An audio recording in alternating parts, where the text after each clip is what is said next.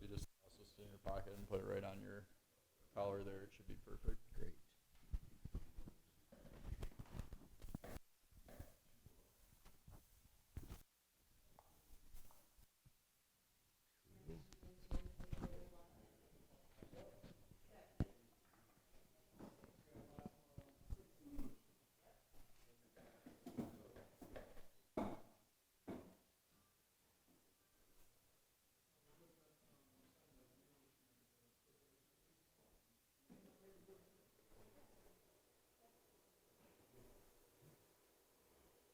All right, well, while he's getting set up, I'm going to welcome everyone. Thank you for coming to Crypto Cafe. We are on day 2. We're today is give me some dApp. We're going to be talking about decentralized applications and featuring Pixeos. And Aaron is here to tell us more about Pixeos. So we're super excited about that. I am Ingrid LaFleur. So we're recording for further use. uh, but yeah, I am Ingrid LaFleur. I am the Chief Community Officer of EOS Detroit. EOS Detroit is hosting Crypto Cafe. And as I said before, today is day 2. Tomorrow, we're going to be talking about blockchain technology and the auto industry at Lear Innovation Center at 3 o'clock.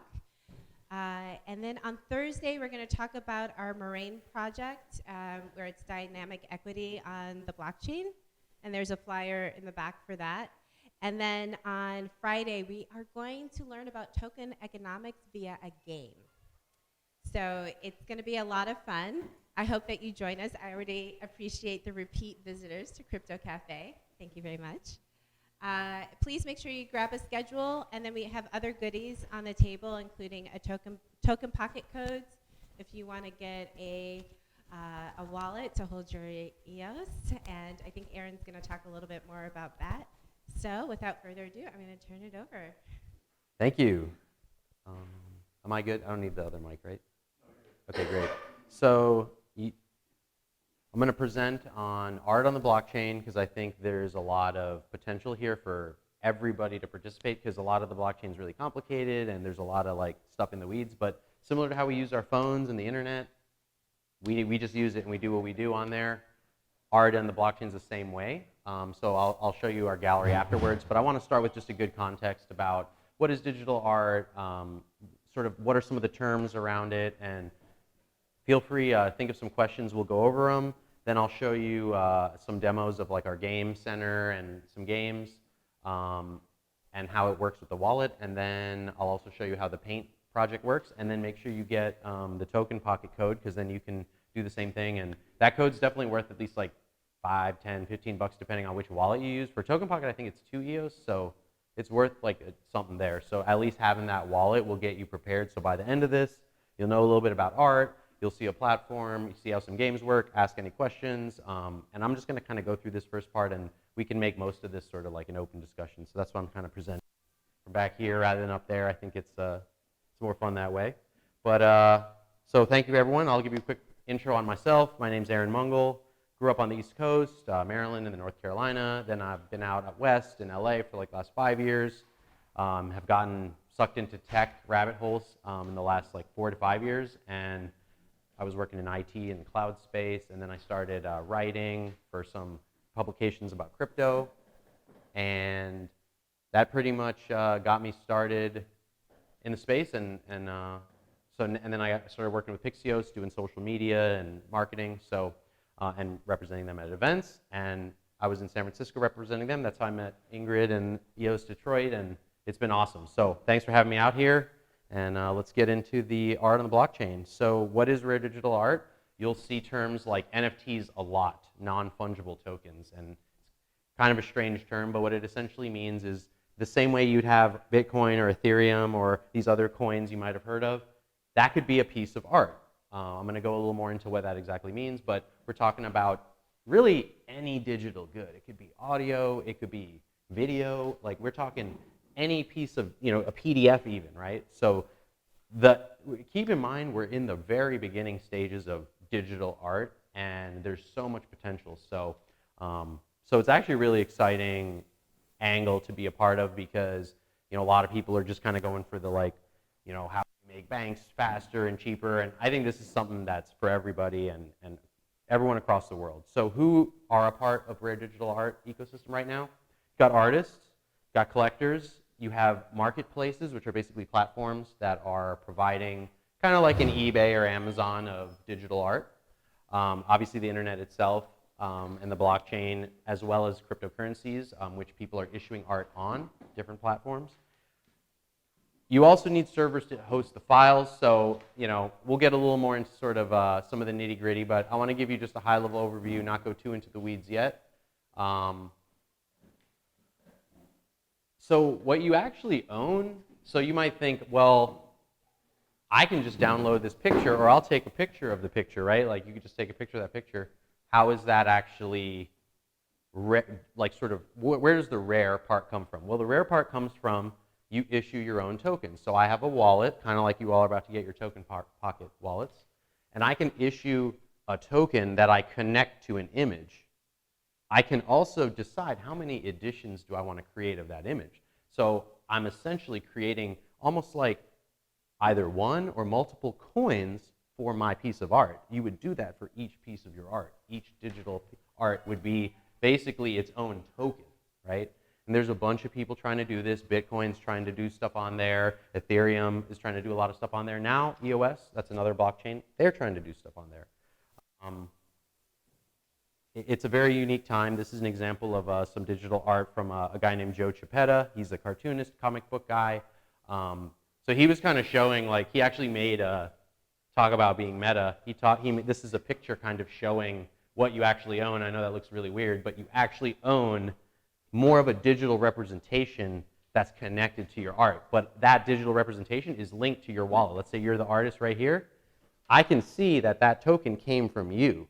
So you have to understand, we're not just talking about the image. The image almost in a way doesn't matter. It's the token and the issuance connected with you, the artist, that has the value, because I know, oh, this actually came from the person. And there's a lot of people, myself included and a lot of other new collectors, that value that setup, because we can prove cryptographically that the token came from your wallet. We can actually see that chain of ownership, kind of like a title on a house, right? Except now it's all happening through computers and cryptography. So we're in a very interesting time with this. So like I mentioned, you can basically decide how many editions you want to have. So you could say, I want to have just one piece of art. There's this platform called Super Rare. Part of their policy is you only issue one of your piece. So you'd issue one piece of art, you can only sell one on Super Rare. But other platforms might say, you can have 10 or 20 or more. There's one called Book of Orbs, where you could do 100 or 1,000. Now, keep in mind, the price would change, right? Like, you're going to issue 100, even though there's only 100, but keep in mind, if people are buying 100, maybe you're not charging a huge amount as you would for if there was only one, right? Right now, it's sold from artists to collectors, and then collectors to collectors. Here's something that's pretty wild. What if you created a piece of artwork or a painting or a piece of music and someone bought it, and then someone sold it to someone else? What if you got a piece of that? There's this thing called smart contracts where you can code that into the sale of the music or the art. So you could actually get perpetual royalties, and that's something Pixeos is trying to do, where you would actually get a perpetual royalty from secondary sales. So, I think this is very unique. This is really, how would you have done this before, right? There was no way to really enforce this. So this is kind of the magic of like crypto meeting art, because the cryptography behind it, and I don't even ever say that I know every little detail of it, but the thing is, we still benefit from that setup. I would still appreciate this 1 of 10, 2 of 10, 1 of 100, whatever it is, because of the fact that it's created in this way. And back to my point earlier, a lot of people say, well, why would I want to own this image that I could literally just take a picture of right now? But that's not the point. The point is owning the token associated with the picture, right? And that prestige of ownership. Like, these are the real things, right? There's something special about that feeling, right? I think there's also a lot of efficiencies. They're portable. Like we're talking, it's all digital now. So, I mean, think about, people that are hardcore collectors. You've got, piles of whatever, books, shoes, cards. Well, we're in a new world now where it's portable and you could send them to your friends, for example, rather than have to carry the cards with you or maybe lose them. You can basically send them around very quickly and easily. So like I was saying before, you're not as much owning the image as you're owning the image connected with the token, right? So I'm buying that, it is kind of for people that are like sort of traditional like collectors, they're like, well, why would I want to buy a painting that I want to put on a wall. I talked to a gentleman about this, and it took him a minute before I got him to understand, well, look, if I could prove to you that this was authentic without a doubt, would there be a value there for you? And he said, yeah, absolutely. So understand that it's the proof of ownership connected with the artist that created it, right? Right now, it's kind of a crazy time because, with you got copyrights and trademarks and intellectual property. A lot of that hasn't been worked out with these platforms, but I will say there's kind of like almost like a social contract. Like I mentioned super rare earlier. If you say you're going to only issue one piece of art, well, there's kind of a social contract that you're not going to issue more of that art. And it's almost like the platform will have a terms of service where they will expect you to abide by those rules. So it's kind of interesting. We, as the community, are actually defining what these rules are. Like if you say, I'm going to create this one piece, and then you go and create more pieces, you're kind of breaking trust with the platforms that are issuing your art. So there's kind of an interesting dynamic around sort of what are you allowed to sell or not. Yeah, again, it's secondary sales, I think, is the most really unique part of rare digital art.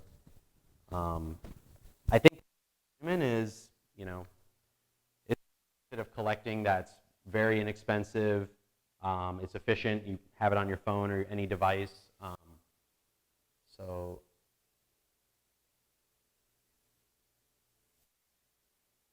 that one.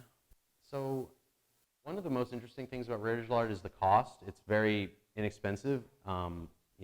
Similar to how you would create anything else online, like any images. This is opening you up to a whole worldwide audience of people that, frankly, you can reach more people because there's more people that can buy more of your stuff for less. So obviously you have a lot of control over what prices you want to set, but Joe, his art has been sprinkled throughout this. Like one of his pieces that's like 100 or 1,000, it might sell for, like 10 cents or like maybe even $1 if it's like a more popular piece. So, it can add up, but it's also kind of a new market, right? Because it's not like you're selling a painting like one. We haven't even talked about gaming. What we're trying to do is incorporate art and gaming. We're going to be releasing an art gallery end of the month, maybe early July. It's already being leveraged and practiced and used. I'm going to actually show you the interface. That platform would be a place where you can upload your art, just like Amazon or eBay. I want to sell this thing.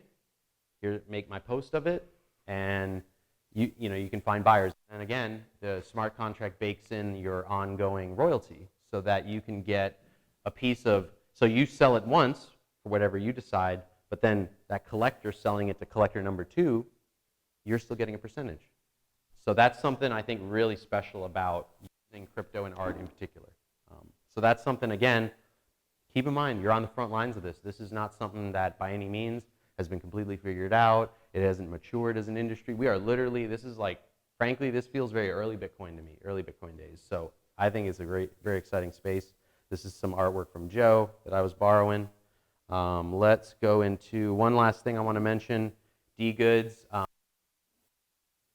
Basically, there's different standards, kind of like you have a PDF document. So there's going to be these different standards for art. dGoods is going to be the standard for EOS. So there's Ethereum, you've got Bitcoin. dGoods will be the standard for EOS. This could mean that items in a game could be portable. Like we said, your art could be turned into a token. What about this armor? What about this weapon? What about this sword, right? That might seem a little kind of out there if you're not a gamer, but what if you're an artist? And what if your art is being used in the games? So like keep in mind that there's going to be this whole new way for people to consume art. There's going to be a new way for artists to have their work used. I'm going to show you a couple videos here just to kind of demo the platform.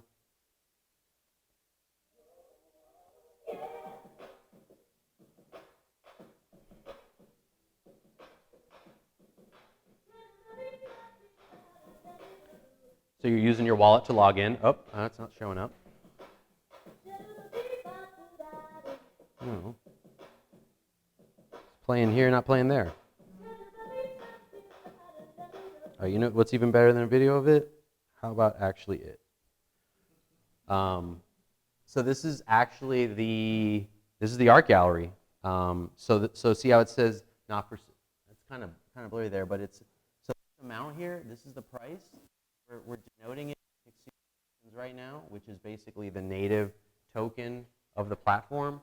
So essentially it's a token created on EOS. So EOS is sort of the bigger umbrella blockchain, and we're leveraging all their services and all the work they've done.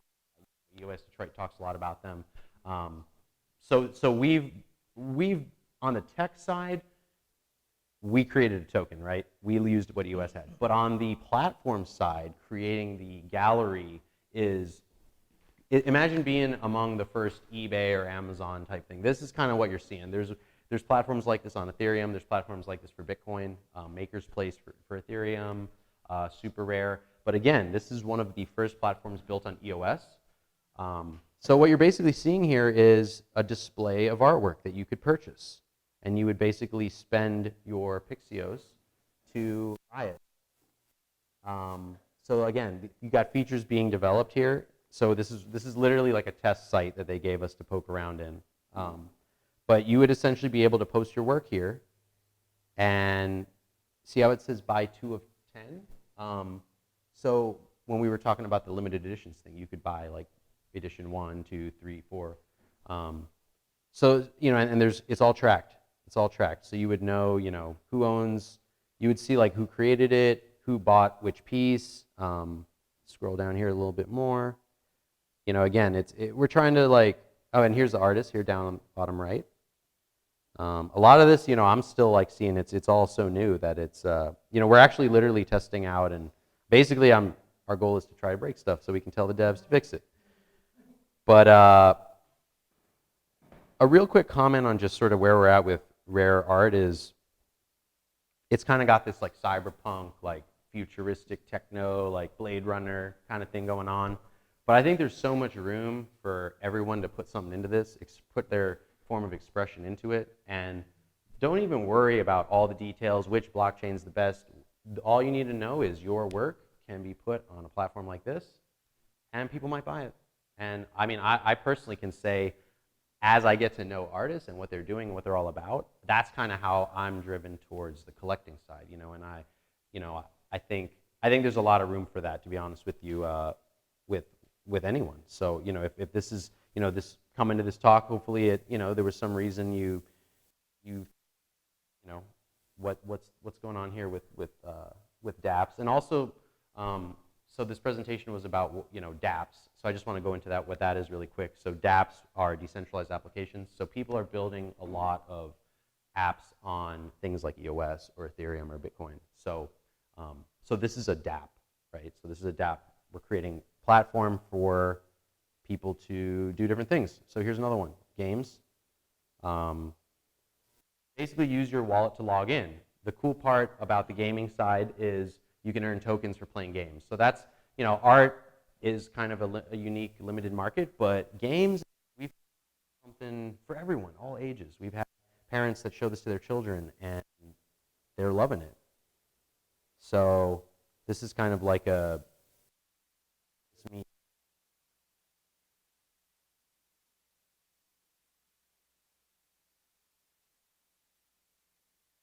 don't know why the sound is so low.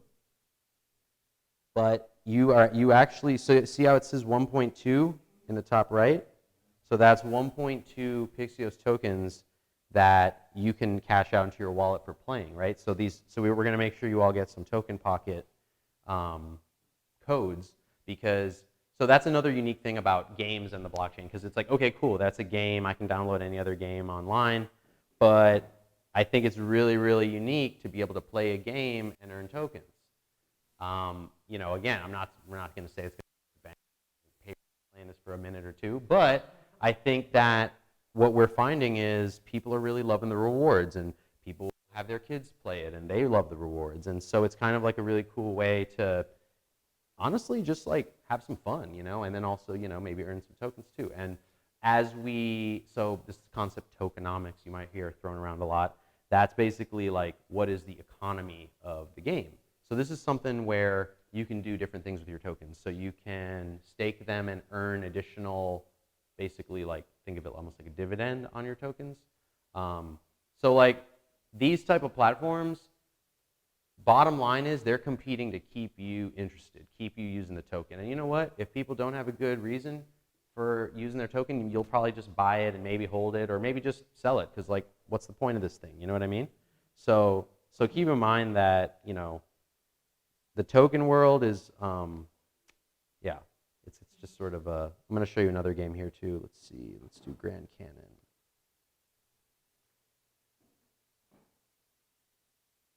So I'm signing in with my wallet here.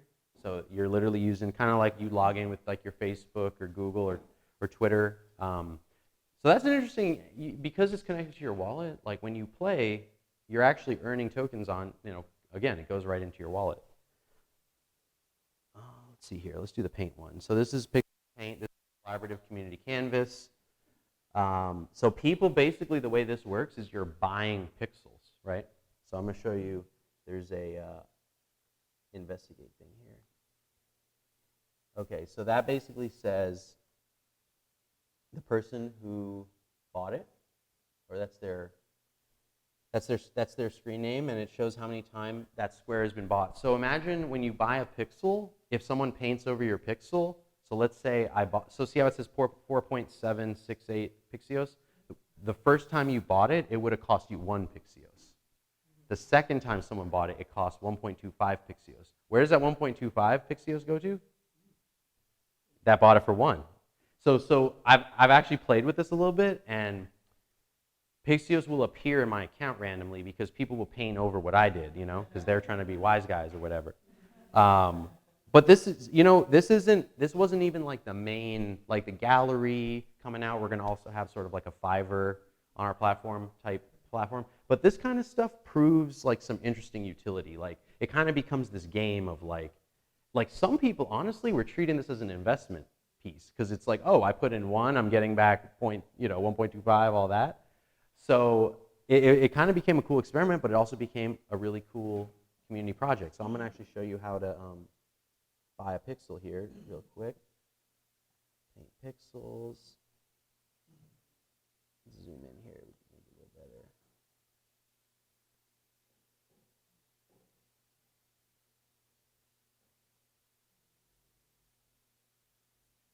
I'm really going to buy these, by the way, too. And give a little shout out to what we got going on here.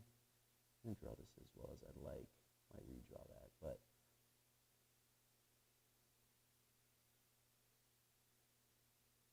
And then the way it would work is you buy your pixels. So someone actually already so that's another tricky thing people will do, is they'll like paint over everything with white. So like kind of encourage you to like try to paint over theirs. Like I said, you know, this is kind of an experiment in tokenomics and like and so then you would confirm.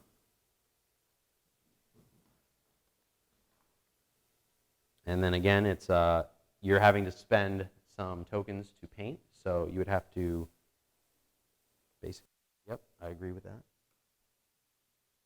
And then you would confirm. And now it is a part of the canvas. So that's just an example of like actually it being used in the game center. You can actually sign in again. This is a new one we just released, Grand Cannon.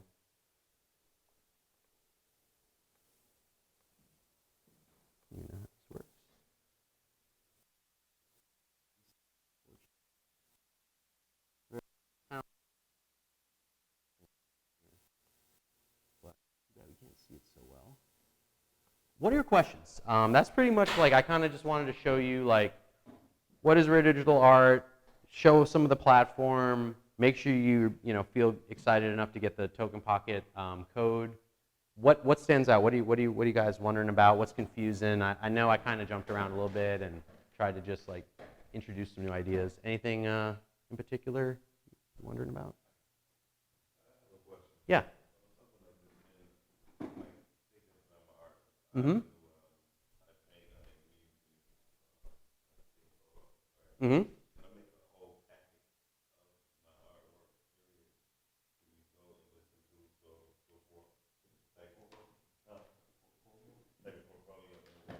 Like bundles and stuff like that.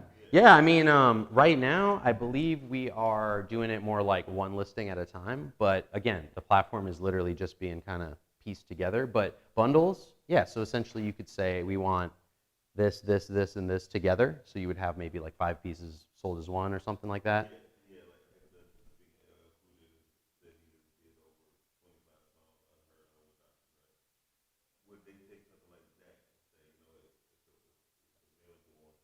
Mm-hmm. Absolutely. Yeah. Like I said, any digital asset can be attached to your token. So you're essentially creating, like, let's say you only wanted to make 100 copies, and you could make, it would be almost like 100 tokens. So I would almost like, one person buys one from you, you send it to them. Okay, now there's only 99 left. You see what I'm saying? So depending on how you wanted to approach the issuance of your stuff, like you could say, I'm only going to issue, this is like a special edition, first time launch to celebrate, your launch of your, doing the digital art stuff. You might say, I'm just going to put out 100, and then you could have your normal editions over here. But you know what? That's not going to be part of those 100 limited, right? So you would want to like, does that make sense? Like you'd want to kind of distinguish, like, are you trying to sell like kind of like as many as you can, or are you trying to really create like that rare, this is limited for sure. And you have a lot of flexibility there, and you know what? No one really knows what the best magic formula is. You like which one's going to make you the most money. Maybe part of the idea is you just share what you want to do. Like maybe it means a lot to you to just create 100 because that's how you want to approach it. So, question? Is it only for like artists or musicians? Can you use this with a different platform? Like, for example, Facebook is really like project liquor. Mm-hmm. You can use with like Amazon or Adobe, like Uber or Mastercard. That's a really good question. I think a lot of the philosophy in a lot of these startups and dApps is to be more like not following the traditional system as much. So I think the way we've been approaching it is we want to attract more of like the independent and indie artists and give them a voice and give them a platform rather than try to hook up to like every Amazon, eBay and commercialize it. At least that's been our approach. I think there are people that are playing like that. People that are playing like, oh, I want to license MLB or bigger brands, NFL. They're going to play this bigger game, and I think they are going to do stuff like that. But for something like this, it's more meant for the independent, like up and coming, really like small, unknown artists that maybe don't have a voice at all. Yeah, I was gonna just ask about like copyright and how you see that playing out, because there's like 2 ways this can go, right, that I kind of see it going. Mm-hmm. Personally. It's like, okay, on one end it can be used to protect the ownership, and you see people on Facebook stealing content, Yep. literally building brands out of stolen content. Right. On the other hand, too, I also see people stealing content and then tokenizing it and trying Mm-hmm. to claim it as their own. So, like, how have you guys thought about that? Yeah, there's this concept called know your artist that we're working out. So for example, okay, Banksy wants to put something on there. We would want to verify, like, is that person actually Banksy, right? That's given their stuff. And it would be something where we communicate with the artist to kind of make sure they are who they say they are. Then on the other hand, frankly, the platforms are going to have to enforce that policy as far as doing their due diligence and homework before they let people get on their platform. So it can't just be a self-service thing. It has to be kind of curated. I think that's where a lot of curation comes from, right? Is there's sort of someone does the work to help make sure that what you're getting is what, there's sort of, the curators actually have a really interesting role in all this because they're kind of like, they're bringing you the the pieces that they've found, and they're telling you if they're authentic or not. So there's a little bit of trust in the curator. I think a lot more trust will fall on the curator because as a collector, we kind of just want to come in and buy what we like. We don't want to have to mess with all that. So I think it's going to be on the platforms like Pixeos to determine that. Mm-hmm.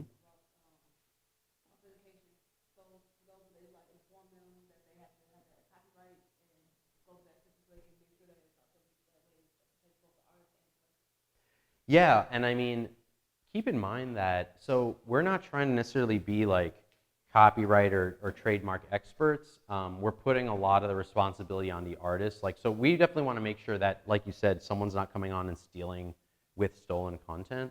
But as far as the responsibility of the artist, there's still that responsibility of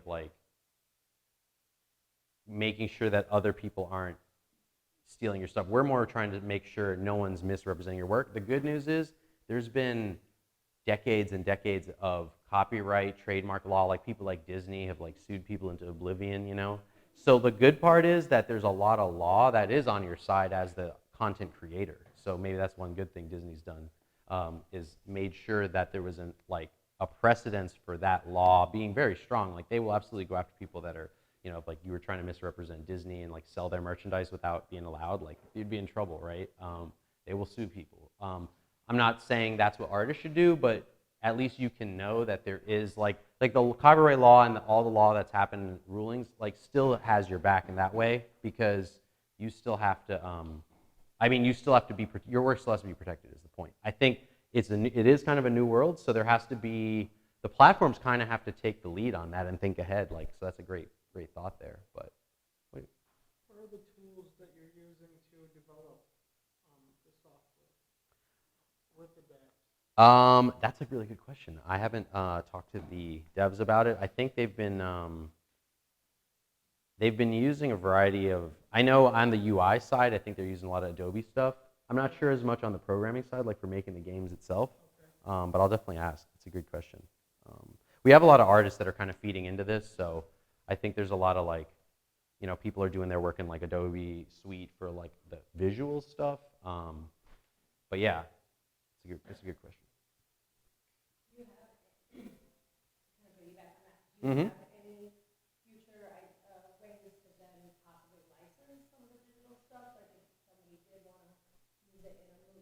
Mm-hmm. Yeah, that would be so incredible. If it could happen even from the platform where they could see your stuff and then say, I want that, click, right? We're not there yet, because keep in mind, licensing is honestly, it's funny, I brought that up to the creators of it, and keep in mind, they're very focused on just creating the platform and just making sure it works, because to them, that's a really scary thing, because it's you're basically having to get into a deal with a big corporation, and we know how sometimes they act, so it's it gets complicated. There might almost need to be a third party that helps manage, this is, I guess, the original point of agents, right?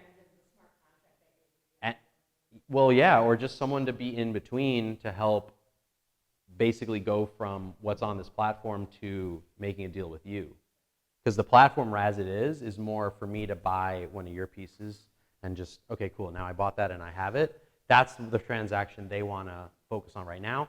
Right now, it would be more on you to kind of come up with a licensing agreement, but think of this as a way to promote your name out there. So hopefully you would get more views because you're on a platform like this. That's kind of a long-term. Yeah, it's a long-term thing, and I would love to see more of that, because that's where I think this could get really powerful, because you could not only get the exposure to collectors, but someone that wants to use your stuff. Oh, and we haven't talked about game items. What if someone wants, this might sound silly, but more tractors were sold in Farmville than John Deere.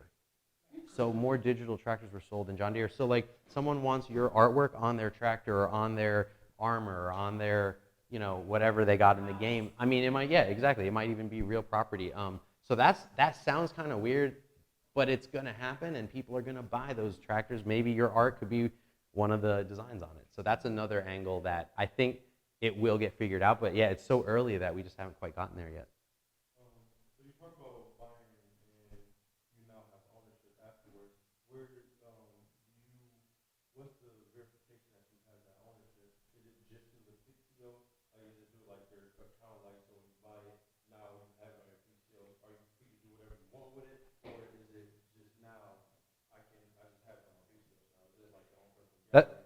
Right.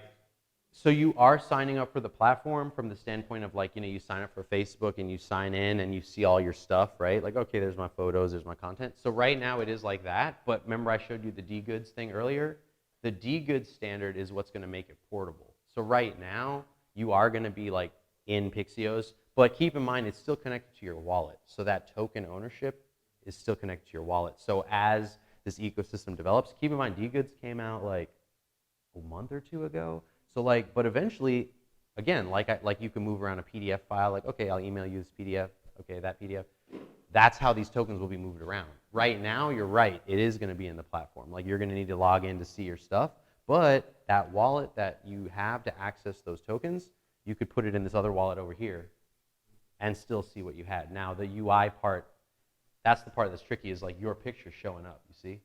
That's the part that's like, how do you get your picture to show up, right? Because in your wallet, you just have a token. It's just like code. It's kind of boring. But connecting the picture to the token is why you have these kind of platforms. Okay, so, so for instance, all right, so I've just made a cool outfit. Mm-hmm. Got the shirt, the pants, and everything for a character in Fortnite. Mm-hmm. Somebody wants that gear. Mm-hmm. All right. What are the conversion rates of pixels to dollars? Or is it just up to the person selling it to do that, or is there a conversion system that says, okay, each like you have to measure, for instance, Bitcoin is basically microdollars, okay? Right. They have a conversion rate. Right. There's a dollar value attached to it. Is that something that also applies to my character in Fortnite with the cool shirt and the pants? Mm-hmm. It out. Yeah, I mean, so to answer your question, Pixeos does have a dollar value, like Pixeos the tokens, but keep in mind, if in your mind you're issuing a piece of art and you're saying, here's 100 pieces, I want the equivalent of like $1, $5, $10 per piece, it would be reflected in the Pixeos token. What you're asking about actually doesn't fully exist yet. There isn't a full-blown marketplace on dgoods yet. dgoods is so new, but exactly what you're talking about will happen. So it's almost like you're looking into the future a little bit. And what will be the price? Well, we don't know. What do those digital tractors sell for, right? Or what are, we could maybe look at some of those games that have been going on, and we can get some ideas, in-game purchases. I've heard of people paying. People are really into dressing up things that are already there. Right. People are into finishes on wheels. Exactly. It's like I'm gonna decorate my house in the game. Right. So you want that cute little lamp to go inside of your little village. I mean, I'm thinking, people are gonna be able to make a living on like what you would do. Like you were talking about earlier, you're a liquidator. What if you're like a liquidator in the game? I mean, I really see that happening. So your work, the way it can be used could be unlimited because people love that flair, and like when we start putting on our heads, maybe next year we're gonna have to put on our headset for me to present.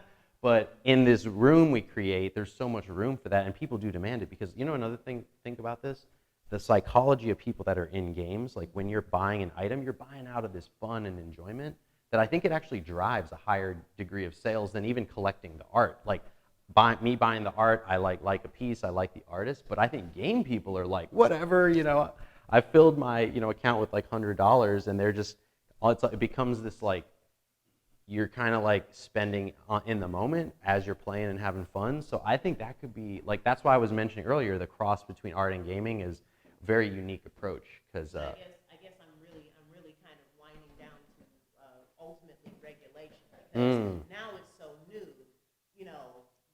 We never thought about actually putting high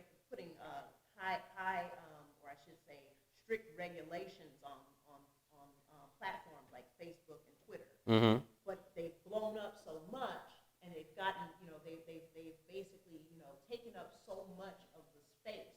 No pun intended. They're no longer taking up my space. They taking up my space, your space, everybody's space, right? And getting in your face and slapping your face Mm-hmm. with the space. Mm-hmm. So again, it comes right back around. Nobody saw it coming, and I'm just sort of like saying, okay, if anybody can just say, you know what, smack, I want a grand. Smack. I want, I $10 here, $5 there. Mm-hmm. But then, okay, you have one person who is being fair, and they're selling each one of their pixels, let's say, for 40 cents on the dollar. Mm-hmm. But someone else could be selling their pixels for 45 cents Right. or $4.50. Mm-hmm. Whereas it all comes back around to regulation of value. Right. And that's on the horizon. Mm-hmm. Because people, no pun intended again, people will game that system, and they will actually turn this into something that, they will basically trash this place. Mm-hmm. Right. Yep. Right. Yeah. Right. Yep. Right. For sure. That's why you couldn't have liquidate. Anybody early to market, they buy up all the stuff and they control the price. Right. Yeah. It's crazy because you probably have more Pixeos than most people right now. That means I'm just saying. Mm-hmm. It'd be like having $1,000 of Bitcoin in 2009. We can only hope. But then you can control price. You can buy stuff cheap. You know, it's funny you're bringing this up because there's this. Okay, so we're getting into some real stuff here. So there's this whole world of gambling. So it's almost like everything goes in cycles. Like it's like gambling and then adult stuff, and then it's like, okay, cool, people are building normal things. No, seriously, every time. And so right now we're kind of in this like, so there's a lot of these new tokens coming out, and there's a lot of people that are coming in and are like looking at new tokens as like trying to play the lottery, and like, it's honestly like, it is a big concern for sure. But I think, think about how an artist ecosystem works, right? Like an artist can get, it's almost like you need that audience, and this is back to the cryptographically like secured, like you can kind of control, you maybe can't, like you're right, when it gets to that time where like anyone can do any skin and like undercutting. But then again, if you have your following of people, they might want your specific style, and you are setting your prices, and like, yeah, I could go over here and buy these cheap people that are undercutting everyone, but you got your stuff right here and you're charging what you charge.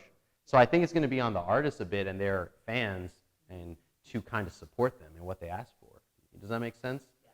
So, but you're totally right, it's going on. Like you said about the tokens, people want to dump some tokens, try to make a quick buck and whatever. So. Last year we presented on the art and commerce and Bitcoin. Oh, nice. The whole thing about like music and film and stuff like that, like basically to verify and authenticate like masters and stuff, the records and stuff like that. We started talking about licensing. Mm-hmm. Respect. Because now a digital master means nothing. Somebody works on a record, copies that record. I have a copy, you have a copy, everybody has a copy of the file. Who's the master owner? When you start talking about sync licenses, that's important. Oh, okay. Yeah. So, like, in the space, when you start talking about relative value of anything that's art, in that space, it gets tough because, like Banksy, you remember like 4 years ago what he did in New York? When he had the one dude come out and he was selling all the art for $50. Then about 6 hours later, after it was all gone, he said, it's Banksy, and they were worth $250,000. How do you manage that? That's what I'm saying. It gets tough when you start to regulate value. Right, So I think right. anytime you talk about monetizing, like we always talk about monetizing in any space, it's going to get you.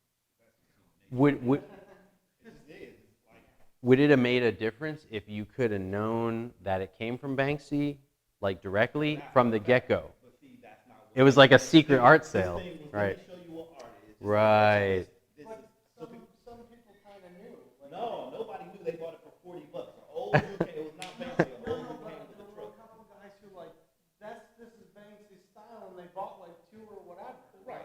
But I mean, Right, but you're saying, the yeah. whole idea Yeah. that art is always relative. I think that's Well- what well- they're trying to say, and the value of it is before you knew it was a Banksy, The- you paid $40. I think you're dead on about that, but here's another kind of crazy thought. So with the smart contracts, you can do all kinds of wild stuff. Like for example, what if I bought a piece from you, and what if in like 3 years you make something happen? I don't know what. Like I get I look in my piece in my wallet, and you gave me like an address, and there's going to be this 3-year anniversary party, or like, you know what I'm saying? Like you could come up with ways for your art to kind of unlock new experiences. So like you could kind of create new things. It's not, don't look at the art as just this thing that I'm looking at my phone. Like there could become more richer experiences. Like you could give me more stuff, or like let's say you created your own token. I could buy your token, and maybe as a part of that, I get an art distribution. Like I know a guy who created his own token. That's a subscription to his art kind of service, kind of, where he gives you stuff every month now. So does that make sense? Like you can do a lot with it. And I mean, you're right. I think we have to think about those people that are going to do that. But maybe there's a reason why I should come to you and go to your stuff, because I'm going to get these other things by going with you. Makes sense. Okay, so what sets you guys apart from the other decentralized art apps? In terms of Pixeos, or? Well, Pixeos kind of is trying to stand alone because it's the first one on EOS, and it's kind of untapped because no one's really like tapped into EOS. Like Ethereum has like half a dozen platforms, and like BitCrystals on Counterparty, which is built on Bitcoin. There's a few for that. So I think right now it's like pretty hardcore like EOS focused, but I would just say personally as a collector, I mean like Book of Orbs and like Maker's Place, like those are like, they have some traction. So because this is new, you're not going to get as much, like, it's not as polished, but yeah, I mean, it's honestly, I think it's going to attract a lot of interest from the EOS community because they've been dying for some stuff to like leverage EOS type tech. So that's kind of where we're at with that. Awesome. I'm sorry. It's 7 o'clock and I know people might want to go to other things. I just want to say thank you for coming. Thanks for coming. Tomorrow, we're going to be at the Lear Innovation Center. We're going to be talking with Robert Adams from Progressive Web Apps about blockchain in the auto industry. And that's at 3 o'clock. Make sure to get the schedule and get a token pocket so that you can get a free wallet, EOS wallet, and our flyers. And please sign the mail list. Thanks for coming. Thank you for coming. Have a good day. Thank you. Hey, man. So nice to meet Yeah, you. you too, man. Thanks for coming. Nancy, if you wanted to stay and have a conversation, feel free. Yeah, man. Thanks again. Yeah.